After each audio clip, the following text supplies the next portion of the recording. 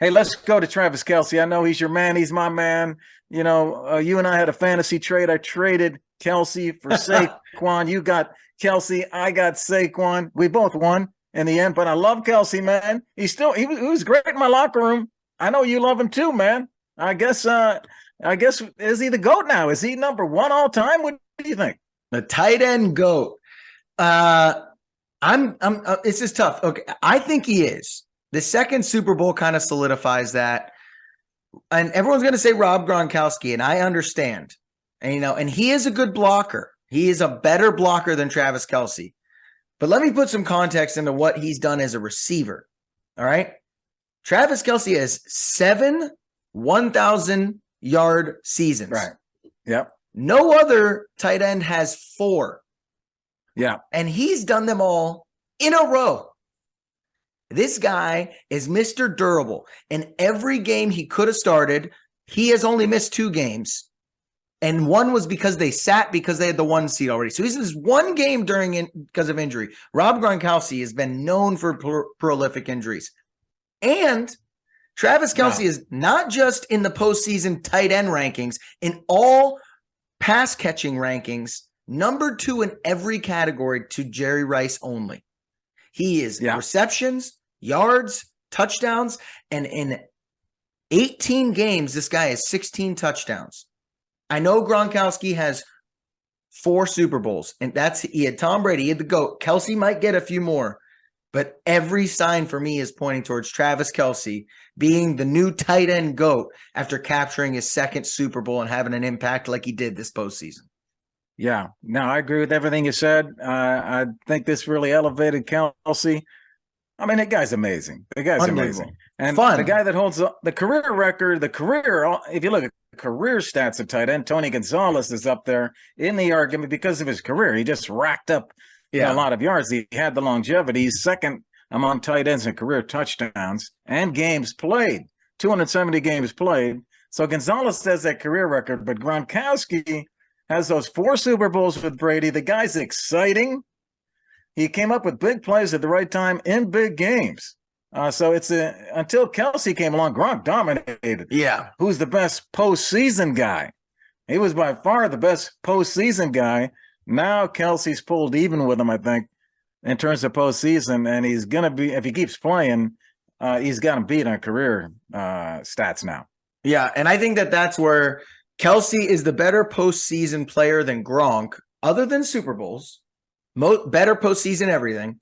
And he's going to end up with a better career than Tony Gonzalez. And I think that's where you're looking at this. That's kind of what I'm saying, yeah. Yeah, you mentioned it. So maybe he doesn't end up with many yards, but the guy's going to be all pro left and right. I mean, he's top 5 in receiving yards, not just for tight ends, for wide receivers too, year in and year out. This guy is unbelievable as a pass catcher. And now he's done it as the number 1 option because people were going to say this was Tyreek Hill's team in that last Super Bowl. He was the driving force for the pass catchers this year, and they won a Super Bowl with him as the number 1 option. Not many tight ends can say that, and so that's why this guy, to me, is the new tight end GOAT now that he can say he's a multi-time champion. I'm still saying Gronk's number 1. I'm saying Gronk's number 1. Okay. Kelce got to give me another Super Bowl. Okay. Gronk's got 4 Super Bowls. I want to see more out of Kelce to put him up there, but I love Kelce. And here's what really is kind of irritating when you look at Kelce and what he gets paid versus the other tight ends in the league. Look how much he means to that team. Okay, I'm going to give you the 5. What the tight ends made last year and salary, and you tell me if this sounds fair to you. George Kittle's number 1, $15 million. George Kittle is the highest paid right now. Travis Kelce is number 2 at $14.3 million. Okay, Kittle is a great player on that team. Okay, I can see that, but Kelce should be ahead of Kittle. Number 3 is Dallas Goedert. He makes $14.25 million. Kelce's only $14.3. Mark Andrews is 4th. He makes $14 million. And then Njoku makes $13.7. How are those guys within $1 million of Kelce when he's so much more of a contributor?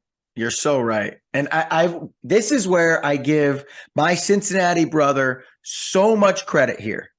This guy could easily have reset the market multiple times over for tight ends. And I do feel bad for future generations. I'm sorry, Kyle Pitts and Michael Mayer, all these guys coming in. I'm sorry that he didn't do this for you, because he should. It's not can or should. He easily could be making 20 plus million a year. It's not even a question. He's the best pass catcher on a team. He's 1,500 yards. This is not should we pay tight ends? This is, should we pay Travis Kelce the most money in the NFL for any pass catcher? Like, he's in that conversation. And so I give him credit for taking a $10 million annual pay cut so that this team can be a Super Bowl contender, because he has restructured his contract many times over to get guys in here, to get Juju and to get Jerick McKinnon and get little extra pieces that are the reason that they get over the hump. And so another reason I just love this guy so much. He's such a team guy, and he's so fun, and it just makes it so much easier to root for this guy. So big Travis Kelce fan here, obviously because of my Cincinnati ties, but I think he is the GOAT now. I do. I think he needed multiple championships. I'm not a count the rings guy, but if he's going to win 2 and bend to 3, give me this guy now as the GOAT. But I respect you saying Gronk. I totally see the argument. One more Super Bowl though, he's probably overtaken at that point. Yeah.